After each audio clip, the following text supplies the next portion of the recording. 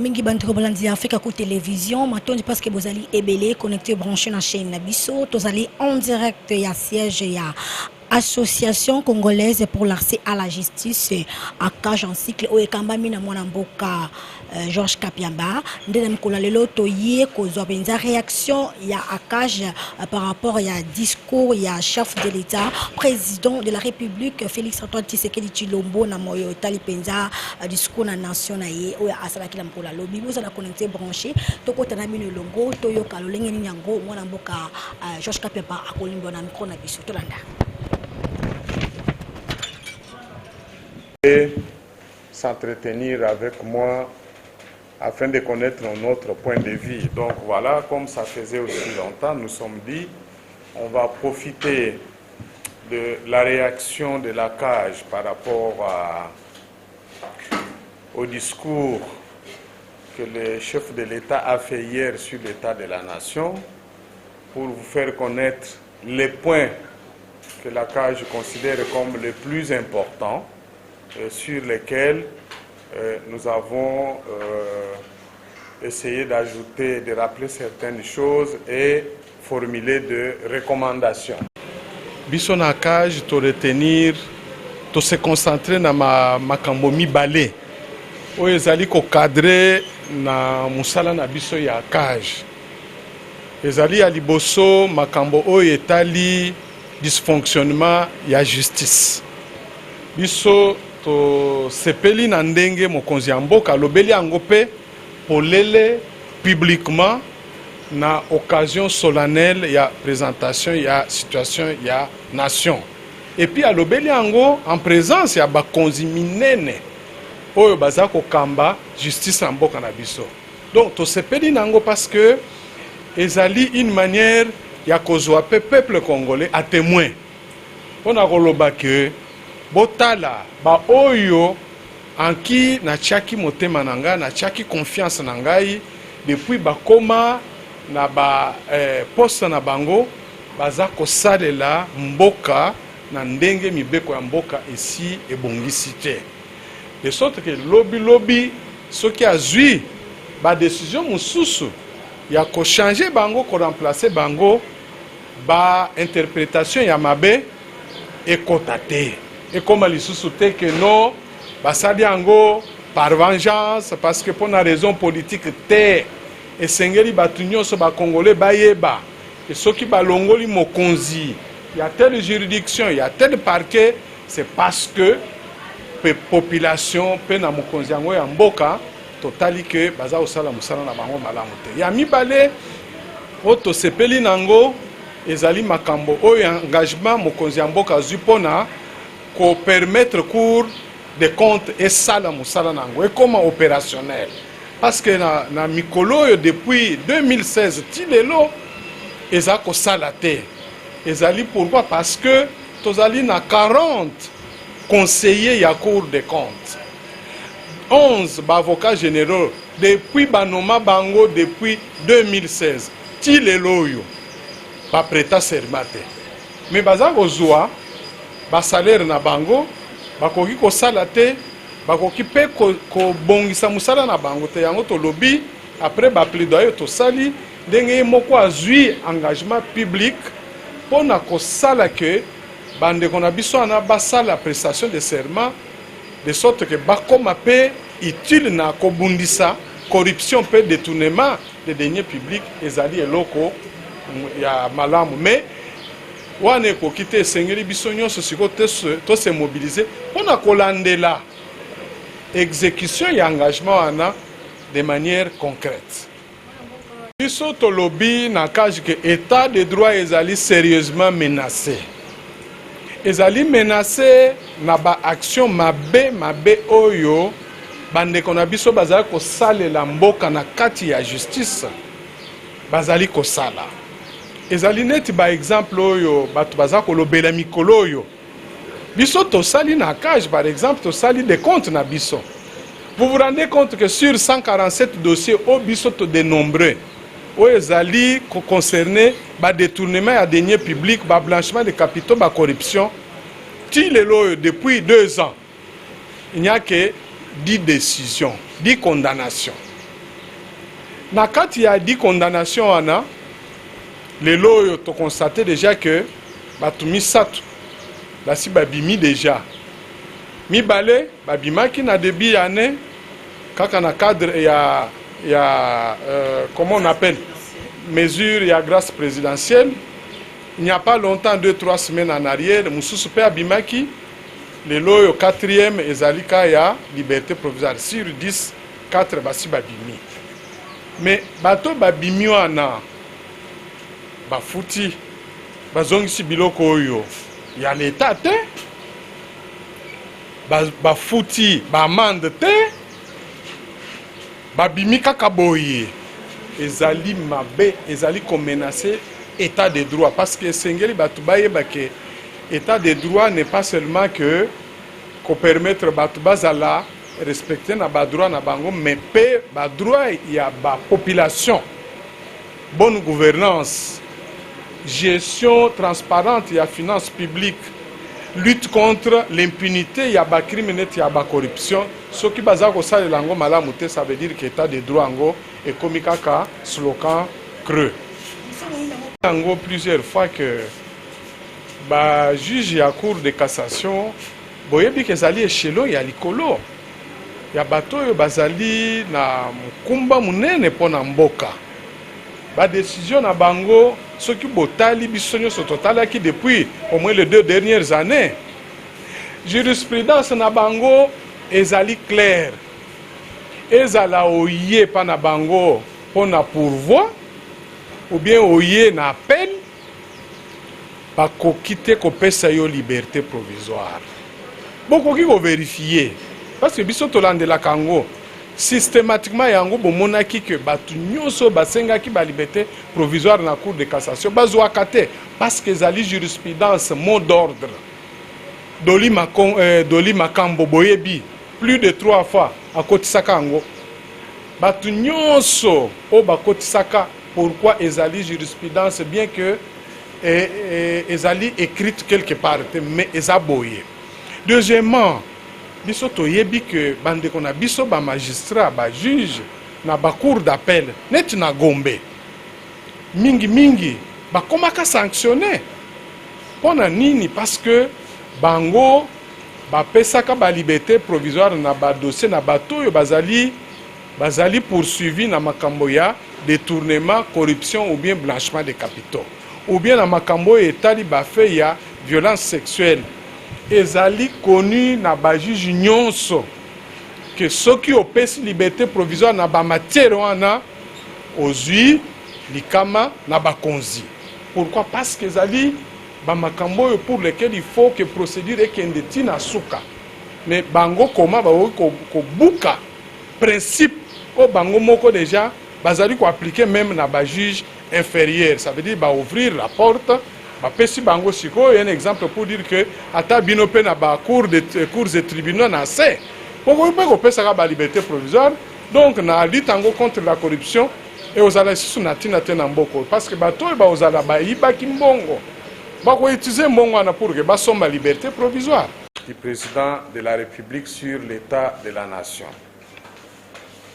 L'Association congolaise pour l'accès à la justice, ACAJ en sigle, a suivi avec attention les discours du président de la République sur l'état de la nation et relève les 2 points ci-après. 1. L'ACAJ note avec satisfaction la déception exprimée par le président de la République au sujet du mauvais fonctionnement de la justice. En effet, la justice n'est pas assez engagée dans la lutte contre la corruption et les faits assimilés. À titre d'exemple, nous évoquons les cas suivants. 1. Sur 147 dossiers ouverts pour corruption, détournement des deniers publics et blanchiment des capitaux, entre janvier 2020 et novembre 2021, la CAJ a constaté qu'il y a eu qu'il n'y a eu que 10 décisions de condamnation définitives, mais sans aucune récupération des biens détournés, ni amende à ce jour. Soit que 90% de ces dossiers sont restés toujours en instruction. Petit 2, 3 condamnés définitifs ont été libérés en application des mesures de grâce présidentielle sans avoir restitué les biens détournés et ou ni payé les amendes et frais de justice leur infligés. Petit 3. La Cour de cassation a accordé la liberté provisoire à un condamné après avoir organisé une audience en violation de l'article 25 de son règlement intérieur et sa jurisprudence constante et après avoir fixé un cautionnement de complaisance dans un dossier qui était déjà en état d'être discuté en plénière. Caution de 500 000 $ pour une personne condamnée à plus de 40 millions de dollars. C'est complaisant. Petit 4. Le tribunal de grande instance de Kinshasa-Gombe vient d'accorder il y a 48 heures la liberté provisoire à un des 3 cadres de l'administration publique du ministère des Finances contre toujours le versement d'un cautionnement, de complaisance encore, alors que leur procès est déjà fixé au 20 décembre 2021. Hier. Et la personne a repris immédiatement son service. L'une des personnes qui était pourtant recherchée, qui était entrée en clandestinité, qui est du reste une femme, est ressortie de sa clandestinité, a repris aussi du service. Dans plusieurs parquets, la CAJ a constaté que plusieurs dossiers sont clôturés par classement sans suite. Des dossiers qui impliquent les faits de corruption, détournement de deniers publics et blanchiment de capitaux. Beaucoup de ces dossiers sont classés sans suite.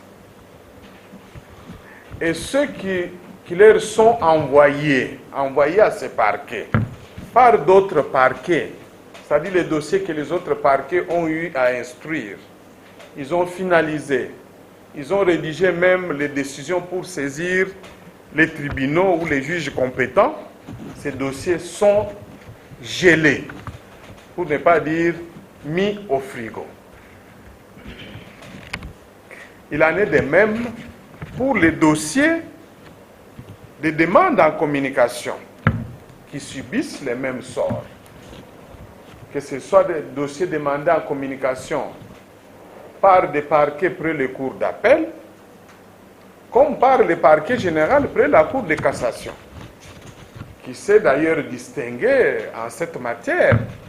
Le monitoring de la CAJ a démontré qu'aujourd'hui, beaucoup de dossiers emblématiques, importants, qui touchent aux questions de corruption, détournement de deniers publics, sont régulièrement demandés en communication. Et quand ça part là-bas, on met au frigo.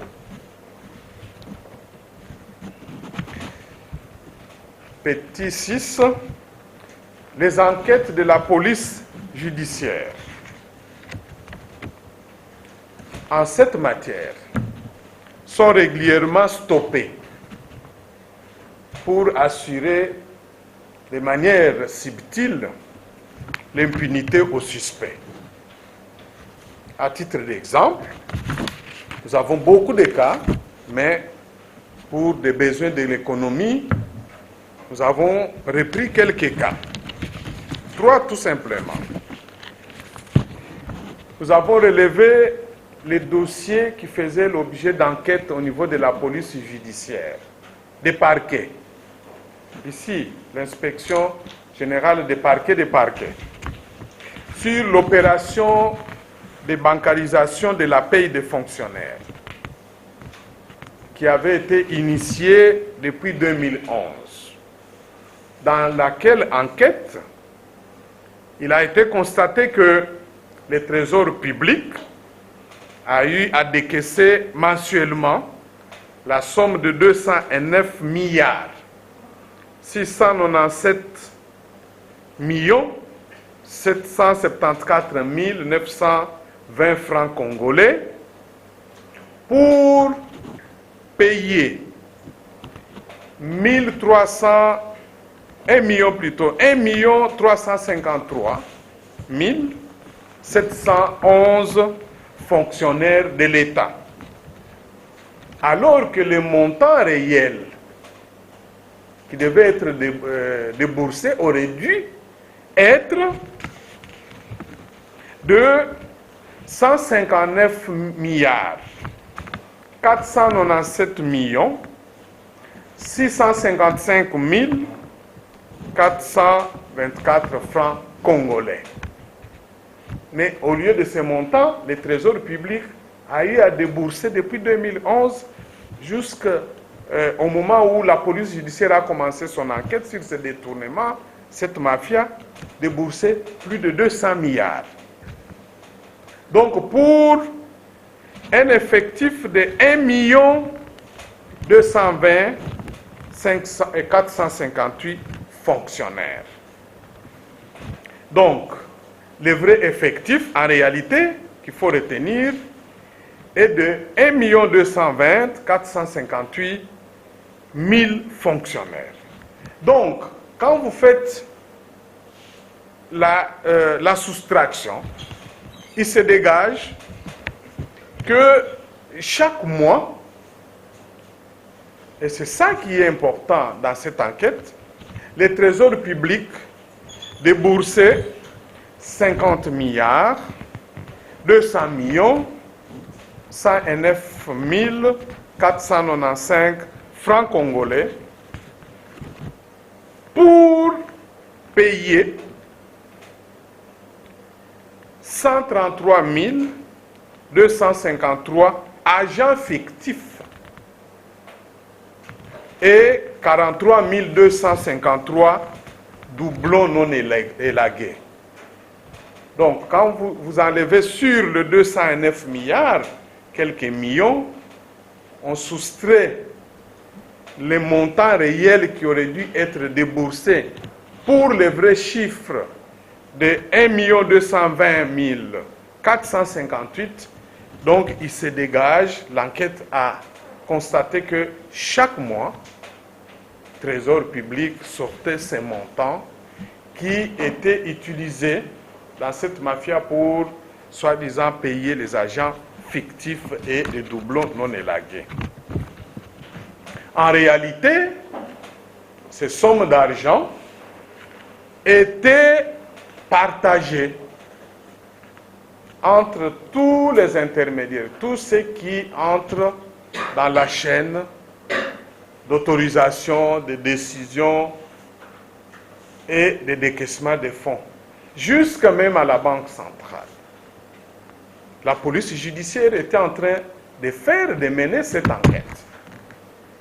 Et la CAJ, nous sommes en train de les soutenir, de les accompagner dans cette enquête. Mais c'est l'une des enquêtes qui a été stoppée par les mêmes jeux de parquet. La lettre tombe, messieurs, me communiquer les dossiers avec les pièces dans son état. Et depuis lors, ces dossiers, cette enquête a été stoppée. Plus pire encore, alors que l'enquête est en train aussi de viser l'implication des 17 banques payeuses qui était choisi par leur association, l'Association congolaise des banques, en application de l'accord, du protocole d'accord signé avec le gouvernement congolais pour assurer la paye des agents et fonctionnaires de l'État. Ces banques, en stoppant cette enquête, ces banques n'ont jamais été, même pas sanctionnées sur le plan administratif. D'autant plus qu'elles n'ont jamais présenté tous les rapports sur les opérations de la bancarisation, c'est-à-dire la paye des agents, combien ont été payés, combien nous avons reçu du trésor public, quel est le solde, combien nous avons gardé comme des reliquats, parce qu'il y a beaucoup de reliquats qui sont collectés par ces banques. Et donc, il est difficile de savoir, voilà pourquoi la police judiciaire avait commencé cette enquête. Mais cette enquête est stoppée à ce jour par la volonté de parquet. Deuxième cas d'enquête de la police judiciaire portant sur les faits de corruption, détournement de deniers publics ou blanchiment que nous avons relevé. Parmi tant d'autres, c'est le dossier de 118 commissionnaires.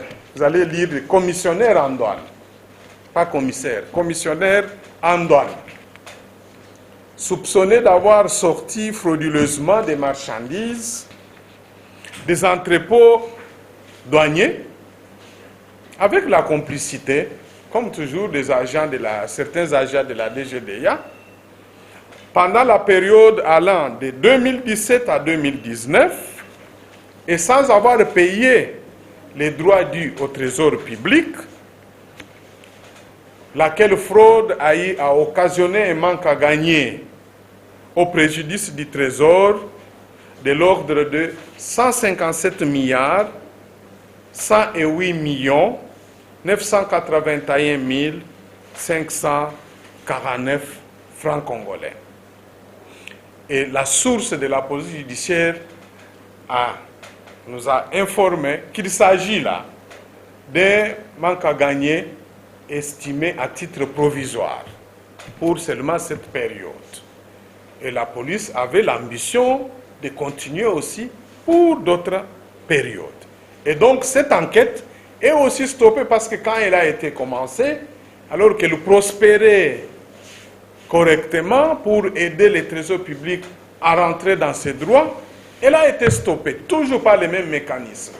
Réquisition envoyée par les parquets et on a bloqué. Transmettez-nous les dossiers, dès que les dossiers partent, on bloque jusqu'à ce jour. Petit c, en ce qui les concerne, il y a les dossiers de la cession de la gestion par la DGDA de ces entrepôts, notamment à Kasumbalesa et à Kinshasa. Ces entrepôts ont été cédés à des privés contre une perception de 10% sur les recettes réalisées par les dits privés. Et cette cession a été faite dans la violation flagrante de la procédure de passation des marchés publics. Et en réalité, la police judiciaire a constaté que derrière cette opération, il y a un certain nombre d'anciens ministres, de mandataires, de personnalités qui ont eu à faciliter ces marchés parce qu'ils sont rémunérés dans l'ombre,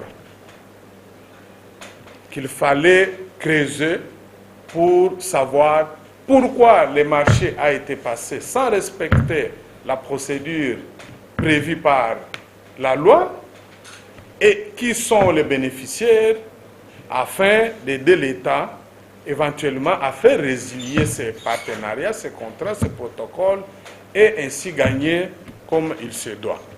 Ça a été aussi stoppé jusqu'à ce jour. Ce n'est que 3 cas parmi tant d'autres. Il y en a beaucoup de dossiers comme ça. Et nous avons voulu les illustrer pour vous montrer, comme nous l'avons introduit en disant que la justice n'est pas assez engagée dans la lutte contre la corruption. Parce qu'on ne peut pas dire qu'on est magistrat de l'État, payé par l'État, entretenu par l'État, et vous prêtez serment de servir loyalement l'État et vous permettre de bloquer les enquêtes aussi importantes comme celles-là qui sont de nature à permettre à l'État d'identifier les mafieux et aider l'État à récupérer l'argent qui lui est régulièrement volé et ainsi mettre fin à la culture de l'impunité, mettre fin à ces fléaux qui a fait que plus de 60 ans après, la République démocratique du Congo, pays immensement riche, potentiellement riche, fait partie des pays les plus pauvres au monde. Où les citoyens, comme le président de la République lui-même l'a dit, les citoyens même dans la capitale, sa capitale politique, ne savent pas avoir accès à l'eau potable, à l'électricité, avoir des moyens de transport qui préservent leur dignité. Pourquoi? Parce qu'il y a tous ces gens qui ne servent pas l'État avec loyauté. Et donc, vous comprenez pourquoi nous l'avons toujours dit et nous étions contents que le président de la République ait fait cette interpellation publiquement.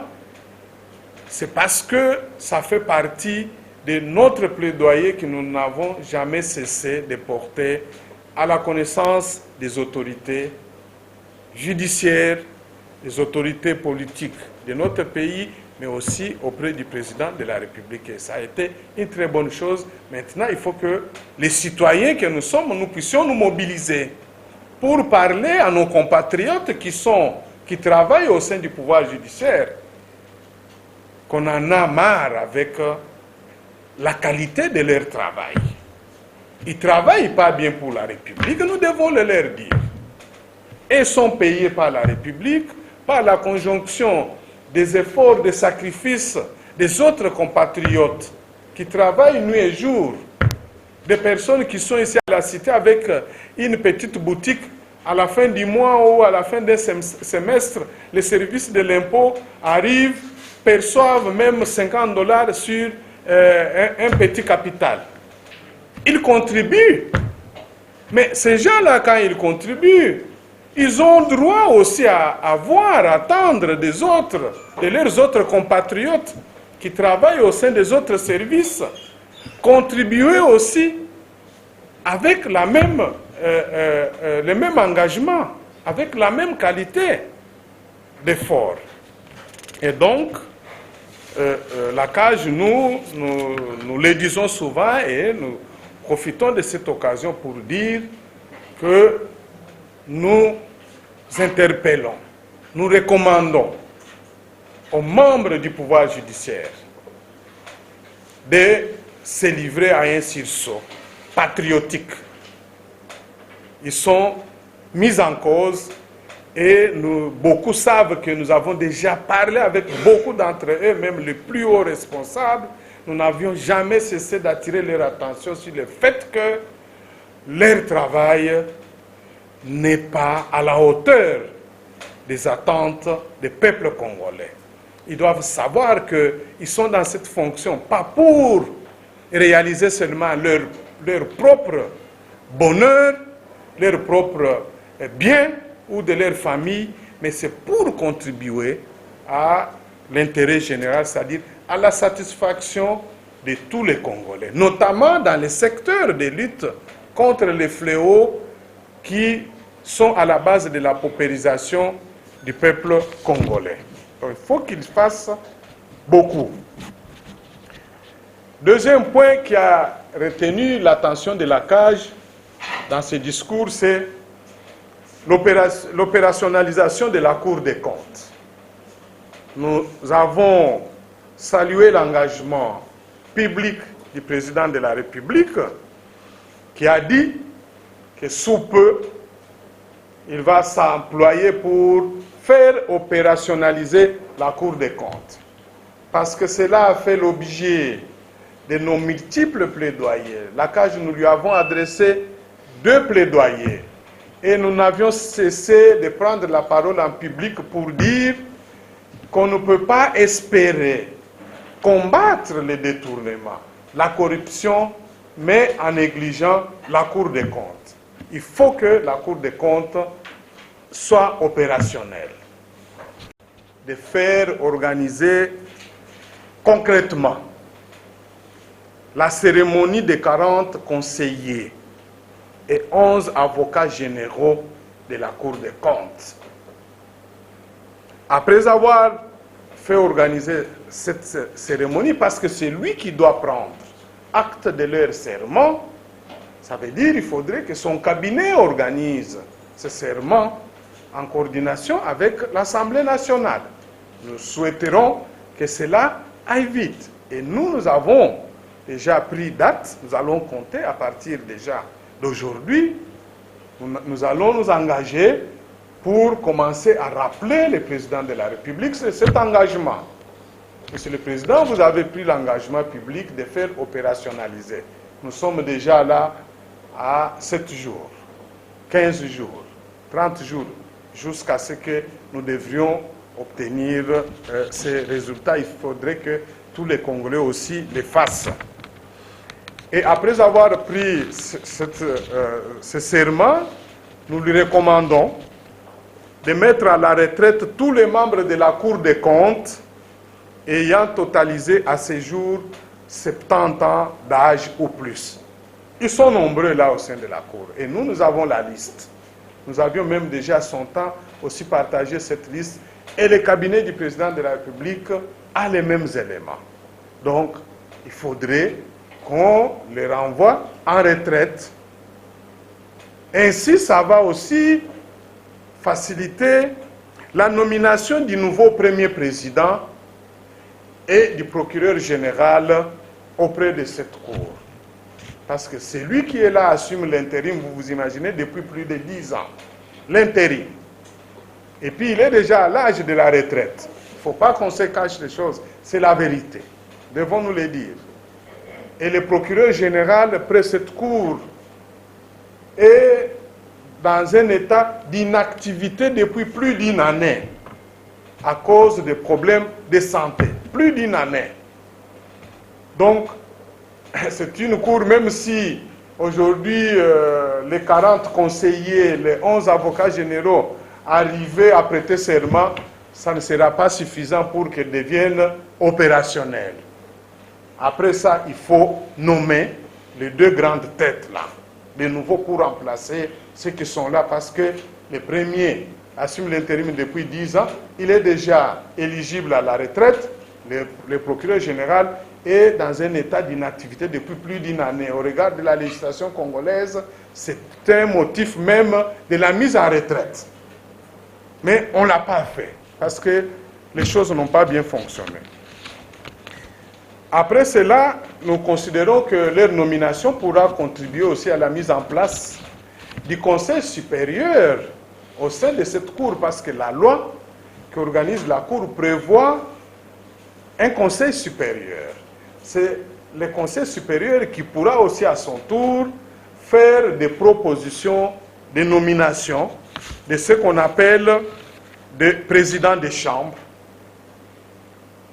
Parce que nous ne souhaiterons pas que le premier président qui sera nommé vienne lui directement faire des propositions des gens, alors que la loi dit qu'il faut que ce soit le Conseil supérieur de la Cour des comptes qui siège et qui fait des propositions de ces membres qui pourront être aussi nommés au grade de président des chambres, d'autres qui seront nommés au grade de conseillers maîtres, d'autres au grade aussi de conseillers référendaires, et enfin, pour aussi faire des propositions de ces membres qui devront être nommés au grade de premiers avocats généraux.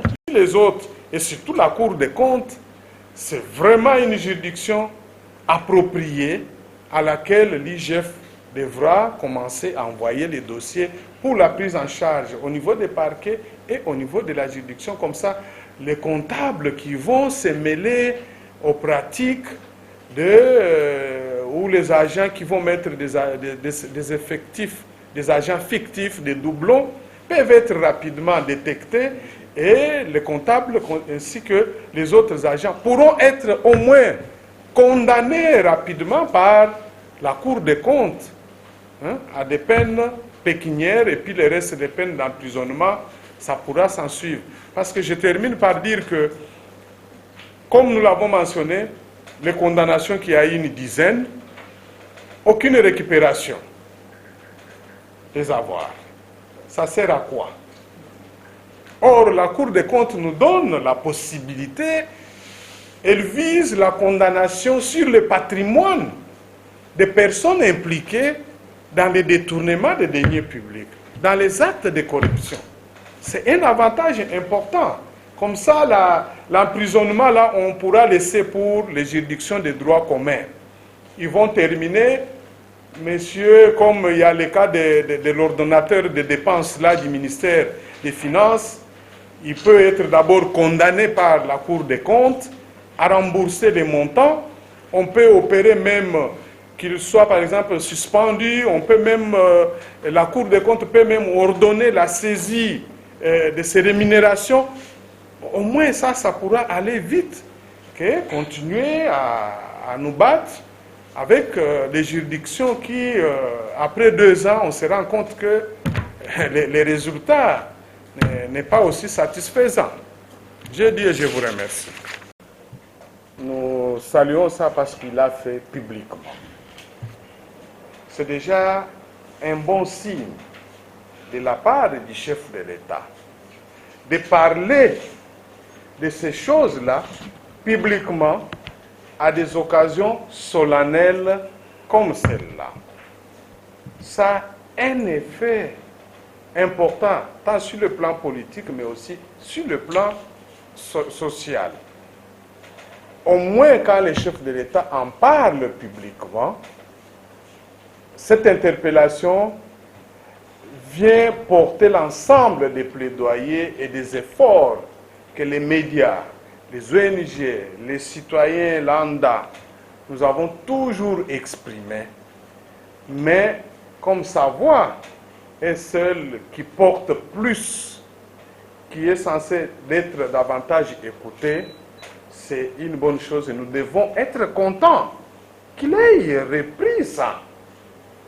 C'est une bonne chose. Ça veut dire que le président a démontré qu'il suit, qu'il écoute ses critiques et qu'il peut aussi, après avoir vérifié leurs fondements, en reprendre, en faire sienne. Donc c'est déjà une bonne chose. Parce que n'oublions pas que nous sommes dans un pays où nous avons été habitués à entendre que non, on ne peut pas parler de ça, ça fait partie des secrets d'État. Mais quand on brise ce silence, le chef de l'État brise son silence, sort de ces carcans-là qu'on a toujours considéré que c'est des secrets d'État, il faut en parler seulement entre les 4 murs avec les concernés, il en parle comme ça. C'est une manière aussi de dire à la population, restez davantage vigilants, regardez comment les choses fonctionnent, dénoncer, c'est une bonne chose. Pour nous, c'est bon. Alors, j'arrive, je vais arriver. Laissez-moi, je vais arriver. Alors, je comprends votre question. Les chefs, vous dites, les chefs ne se plaignent pas, les chefs agissent, non? Mais les chefs peuvent aussi faire les constats des faits publiquement pour prendre tout le monde à témoin avant d'agir. N'oubliez pas ça, même nous tous dans la maison, avant d'agir, vous devez quand même informer la personne ou dans nos services, vous dites, vous faites ça, je ne suis pas d'accord avec ça, la fois prochaine, si vous le faites, je vais prendre une décision extrême. Il faut toujours savoir aussi mettre quelqu'un devant sa conscience pour lui permettre peut-être de prendre la résolution de changer c'est important. Donc, il ne faut pas voir les choses seulement sous la dimension de considérer que non, c'est un aveu d'échec de la part, bien sûr. On peut considérer que c'est un aveu d'échec. Pourquoi? Parce que nous savons que depuis qu'il est là, le président a opéré certaines nominations. On se rend tout simplement compte que les nominations qu'il a faites n'ont pas permis à résoudre les problèmes du fonctionnement optimal de la justice. Surtout son engagement dans la lutte contre la corruption. Parce qu'aujourd'hui, lutte contre la corruption, c'est ça, ce qui mobilise davantage les Congolais, parce que les gens ont compris que nous nous sommes fait tromper pendant longtemps en nous faisant distribuer les 10 makuta ou des francs, 5 dollars, par des gens qui en réalité sont des mafieux qui ont confisqué toute la caisse de l'État. Pour dire aux gens, mais vous dormez pourquoi? Vous n'avez pas entendu que même le chef de l'État en a parlé. Vous craignez quoi de dénoncer? Mais le chef de... Donc, c'est ça qu'il faut noter comme élément positif dans cette interpellation publique. Et nous sommes contents parce que nous avions toujours voulu cela. Alors, le chef de l'État, vous dites, que pensons-nous par rapport aux solutions qu'il a proposées? Bon, nous, quelles sont les solutions? Les solutions sont les mêmes, nous partageons les mêmes solutions qu'il a proposées, qu'il a annoncées.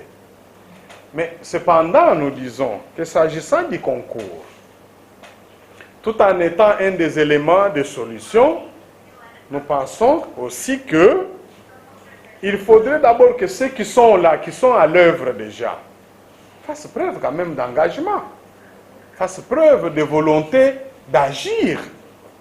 Parce que si déjà les 2000 ou les 3000 qui sont là ne font rien, même s'il arrivait qu'on ajoute 500 000 aujourd'hui, est-ce que vous pensez que c'est seulement les nouveaux là qui vont donner une impulsion? Ça ne marchera pas. Donc nous devons être prudents pour dire oui, c'est une bonne solution, un des éléments de solution, mais pour le moment, ce n'est pas ça ce qui est urgent. Ce qui est urgent, c'est que ceux qui sont là, les plus hauts responsables, se mobilisent. Est-ce que vous trouvez normal que sur 147 dossiers, qu'il ne puisse y avoir que 10 condamnations? Et sur les 10 condamnations-là, si je reviens à la question qu'elle a posée, nous avons déjà 3 qui sont sortis en application des mesures de grâce présidentielle. Sur 10. Il y a le 2 là, l'ancien DG de l'OVD, le DG de Soko, que j'ai suivi même, un des Congolais de province. Rappelez tout ça aujourd'hui dans une émission que dans laquelle j'étais intervenu sur Radio Okapi. Donc, vous comprenez que les Congolais s'approprient de plus en plus la gestion du pays. Parce qu'il a évoqué ça. Lui appelé de Luisa.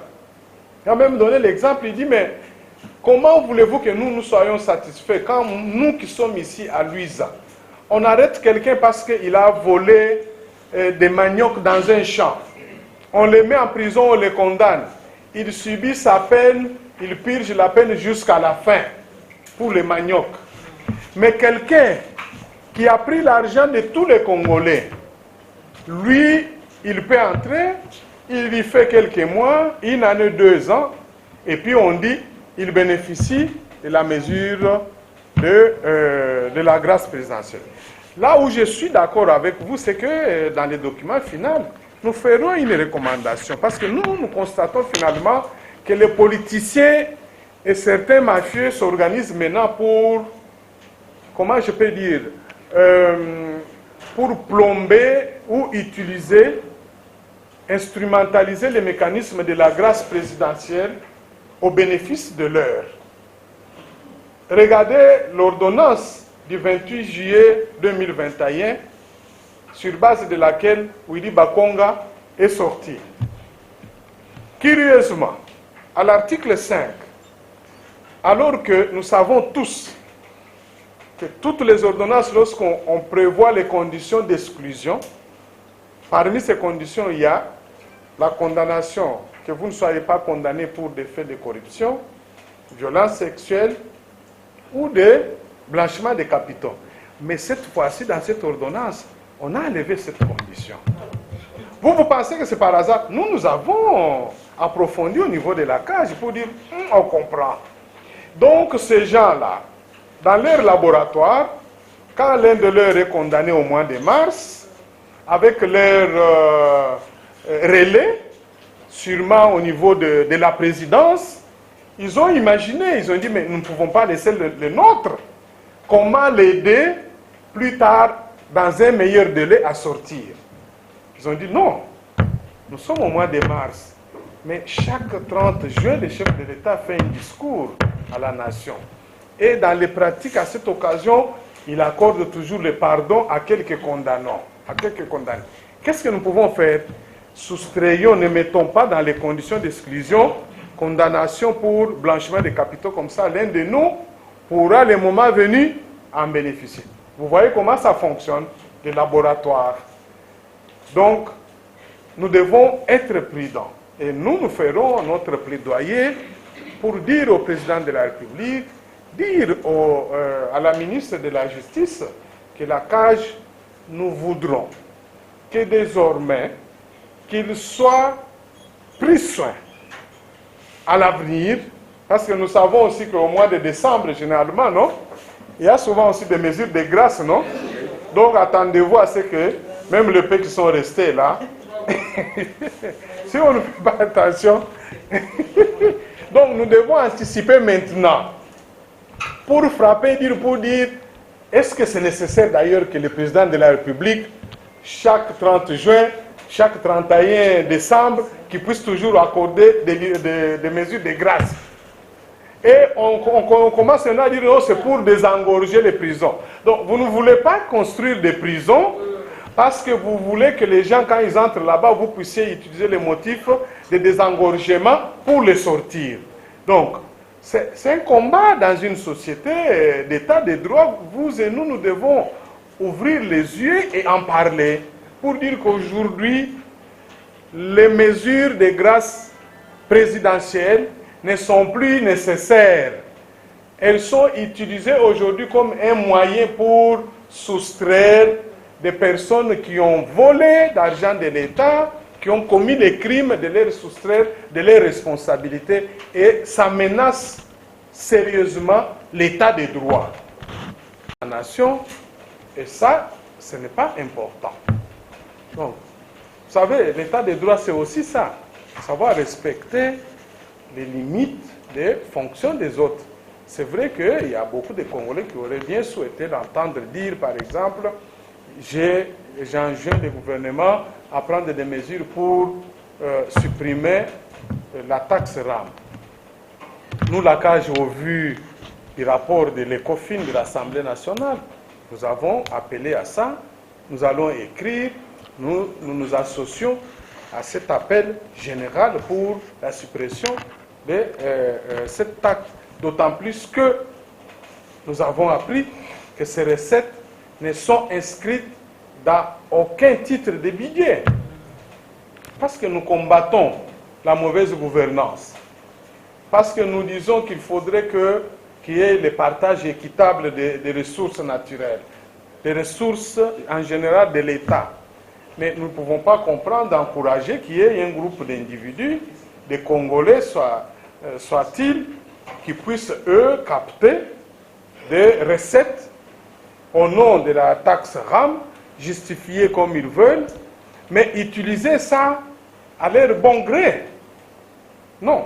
Quand vous percevez une taxe, des recettes, en utilisant votre fonction publique, vous devez savoir que les lois vous obligent de respecter la procédure.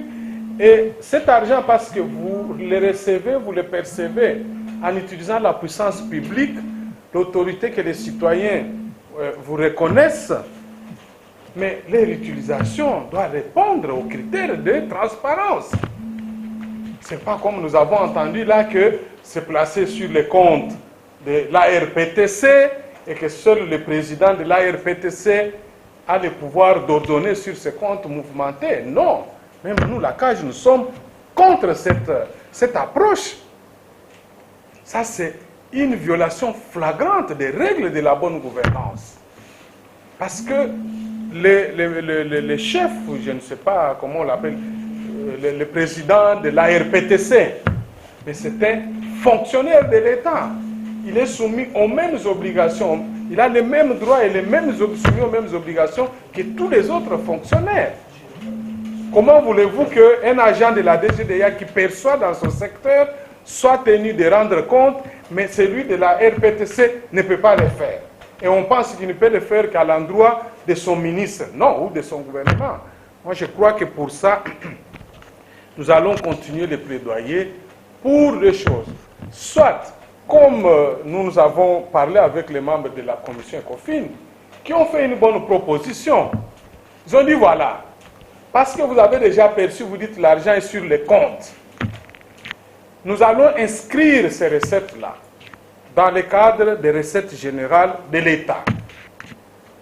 Ça veut dire que ça doit aller automatiquement sur les comptes de trésor. Alors à ce moment-là, il faut trouver comment accomplir les modalités avec la DGRAD, de sorte qu'au retour, parce que c'est vous qui avez perçu, on vous rétrocède les 5% comme on le fait pour tous les autres services. Est-ce que c'est mauvais ça? Parce qu'ils disent que c'est pour appuyer la gratuité. Les membres de la commission ont dit, ok, nous sommes tous d'accord qu'il faut trouver des solutions innovantes pour soutenir la gratuité. Mais maintenant, vous percevez, vous êtes service percepteur. Vous ne pouvez pas à la fois percevoir et gérer. Donc, on doit mettre en place des modalités qui vont permettre que vous vous assurez tout simplement la perception, mais l'argent va aller directement sur le compte, notamment du Fonds national pour le soutien de l'enseignement.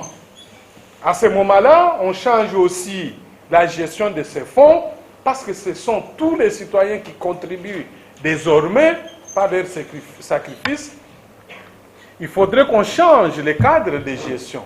Au lieu que le comité de gestion soit seulement celui qui est nommé, des membres qui sont nommés par le gouvernement, il faudrait que des représentants des églises qui gèrent, qui ont des écoles, puissent aussi être membres là-dedans pour assurer la transparence. C'est ça que nous soutenons. En tout cas, la CAJ, nous soutenons ces deux alternatives.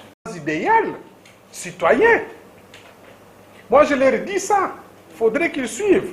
Parce que moi, je ne peux pas comprendre que quelqu'un, vous êtes juriste, vous puissiez soutenir qu'une cour de cassation qui, durant les 2 dernières années, n'a jamais accordé la liberté provisoire, qui a toujours refusé de manière systématique les libertés provisoires aux personnes qui la saisissent, soit par pourvoi, dans le cadre de pourvoi, ou dans le cadre de l'appel en matière pénale, qu'on puisse tenter aujourd'hui de justifier un cas isolé comme celui-là, et surtout un cas qui touche à des faits qui sont considérés aujourd'hui par les Congolais comme des faits extrêmement graves, parce qu'à la base de la paupérisation de tout le monde.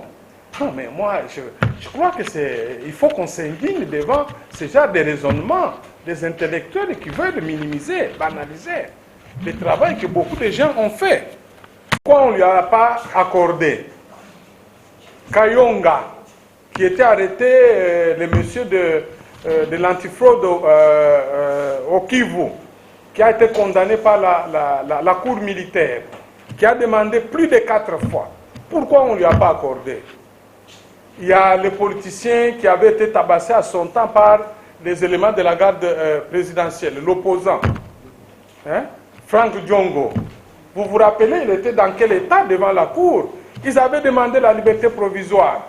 Pourquoi la cour de cassation ne le lui avait pas accordé alors qu'il était mourant? Non. Alors, mais nous disons que la cour a péché parce que d'abord, l'audience, parce que vous le voulez, l'audience qui a permis à ce que la requête soit traitée a été tenue un vendredi. alors que le règlement de la Cour de cassation, son article 25, dit que les audiences en matière de dossiers de cassation ou d'appel doivent se tenir le lundi. Quelle était l'urgence qu'il y avait pour mettre ça vendredi? Alors que ce n'était pas les jours des audiences pour ce genre de dossiers. Ça cloche déjà quelque part. On a préféré organiser ça un week-end. Pourquoi pas avoir attendu le lundi? Deuxièmement, la Cour a péché par le fait que, durant les 2 dernières années, la jurisprudence de la Cour de cassation est que on ne peut pas accorder la liberté provisoire. Toutes les demandes qui ont été formulées, notamment par les cas que nous avons cités, Doli, Makambo et consorts, ont été rejetées. Parce que l'article 12 de la Constitution dit que tous les Congolais sont égaux en droit et en obligation et ont droit à une égale protection des lois. Comment voulez-vous qu'on puisse protéger plus les uns et pas tous les autres? La Cour peut-elle expliquer pourquoi on ne peut pas appliquer la loi avec discrimination et les juges ne peuvent pas dire non parce qu'il s'agit de M. X. Non, tous ont les mêmes droits. Vous avez, sur base de votre décision, de dire qu'on ne peut pas accorder, refuser à Doli Makambo. Et aux autres, vous devez le faire aussi contre les autres. Mais ici, c'est parce qu'il y a eu d'autres motivations. C'est qu'on ne doit pas le dire. Enfin, nous vous informons que le dossier était déjà en état d'être délibéré. Ça fait plus d'1 mois que le premier président n'avait toujours pas fixé la date à laquelle la plénière, l'assemblée plénière de la Cour de cassation devait se réunir pour que les rapporteurs qui avaient déjà rédigé la décision puissent venir défendre sa décision et que les délibérés puissent se faire. Pourquoi pas fixer l'assemblée plénière, statuer une fois pour toutes, que de chercher seulement à traiter sur la liberté provisoire. Et donc, il y a tous ces éléments-là qui font réfléchir que c'est une décision qui a été prise sur base d'autres motivations qui n'ont rien à voir avec les droits, qu'on ne vous trompe pas.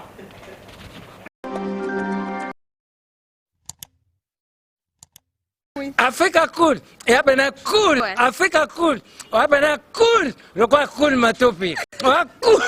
Africa Cool, c'est la destination de prédilection pour une communication optimale. Longo Dianabino Mama. Merci beaucoup. La chaîne Nabiso Africa Cool. En tout cas, la chaîne est bien. Et puis, vous êtes très rapide.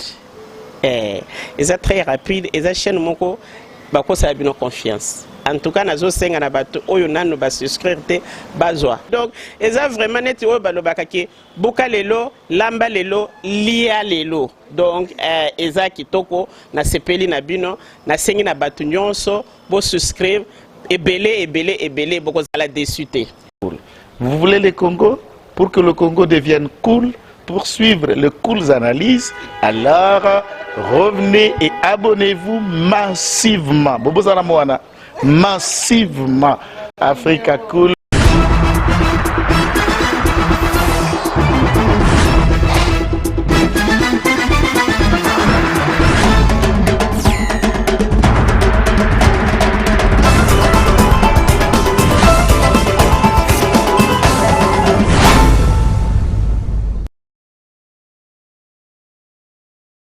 La chaîne Nabiso Africa Cool.